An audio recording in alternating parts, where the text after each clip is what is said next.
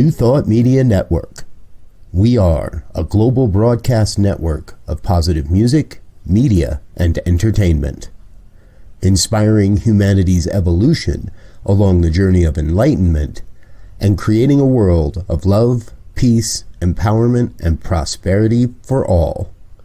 New Thought Media Network. Positively inspiring.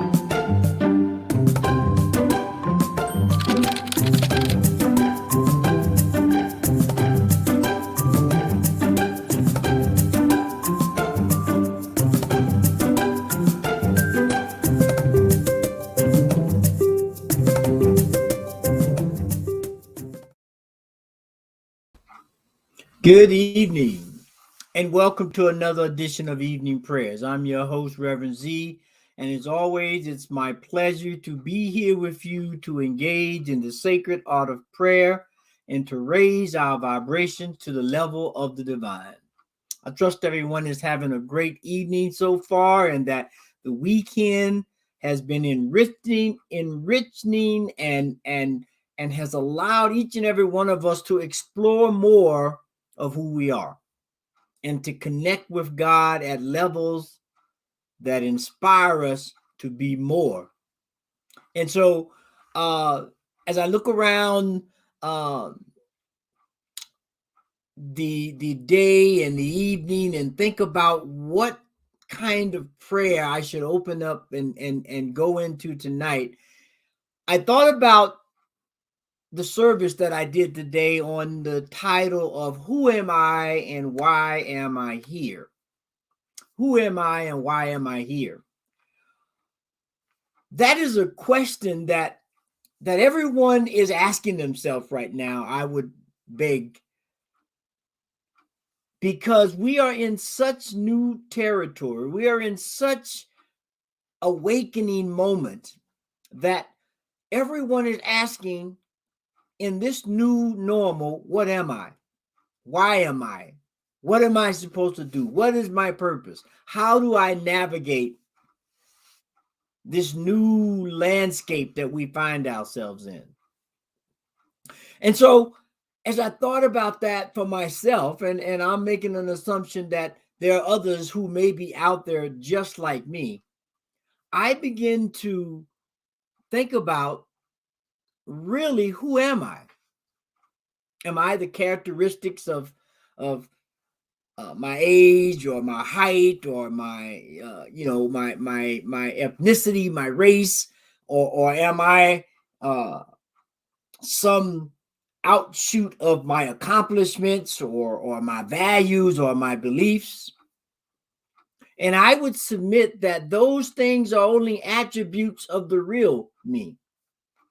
Those are aspects of a wholeness that is connected to the divine, that is beyond explanation. Because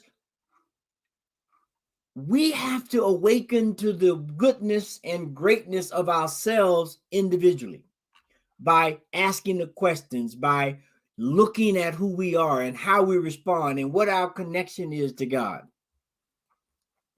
And when we can do that, this quote from a Chinese proverb is real. It says, when the eye is not blocked, the results is vision. When the mind is not blocked, the results is wisdom. And when the spirit is not blocked, the results is love. The results is love. And so that's where we have to begin to understand who we are and why we're here in this time. In this time of evolution and revolutionary change, and when things are being brought to the forefront, that must be addressed. We can no longer say it's somebody else's job, or we can no longer wait for the other person to do it. We must stand and do it ourselves. We must open to that. We must be a part of that. And when we do, we begin to see with unblocked eyes, and our mind becomes unblocked, and we have ideas and understanding that allow us to face each day bravely and boldly. And as the Spirit moves through us, we begin to react in ways of love and come up with solutions that are based in love, and we can begin to create this world that works for everyone. This world that allows each of us to be exactly what God has created, and allow the true nature, our authentic selves, to shine through. And so I just trust that each and every one of us can find within ourselves that spark, that question, that wondering of who we are and why we're here. And I would submit we are here to shine the light of God and to spread the love of mankind, and to open up to a purpose to remind each and every one we meet that we are here on a divine mission to awaken to our greatness. To awaken to our greatness. Now, here's another statement by our founder, Ernest Holmes, and that reads like this: to learn how to think is to learn how to live. For our thoughts enter into a medium that is infinite in its ability to do and be. Man, by thinking, can bring into his experience whatever he desires, provided he thinks rightly and becomes the living embodiment of his thoughts. This is not done by holding thought, but by knowing the truth. This is done by knowing the truth. And so as we begin to open up to who we are and what we are, we must know the truth, that we are divine emanations of the Most High God, and that we are here to do the work of God. And so with that, I just like to go into prayer. So as we take this moment right here, right now, to recognize that the only thing that exists is God, a divine power, a creative mind, a loving source that is always available to each and every one of us to expand our horizons, to discover a new frontier within ourselves, and to allow that to expand into greater and greater vistas. Because I know that each and every one of us are endowed with wisdom and understanding and insight that allows us to create all manner of things for the goodness of man, and to put on display who and what we are. And so with that understanding of God and our relationship to God, I declare right here, right now, that we are awakening to our true selves, that the powers that be are allowing us to unfold graciously and grow into that beautiful rose, or that fragrant orange blossom that allows life to be known.